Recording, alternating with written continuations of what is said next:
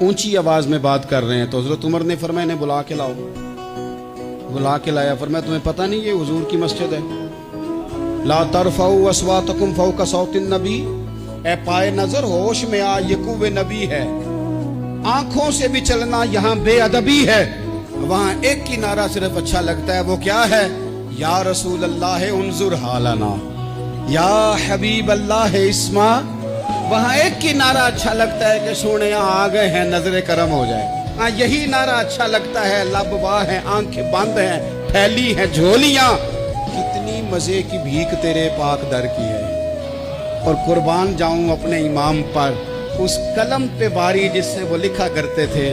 کہنے لگے کعبے کا نام تک نہ لیا، طیبہ ہی کہا.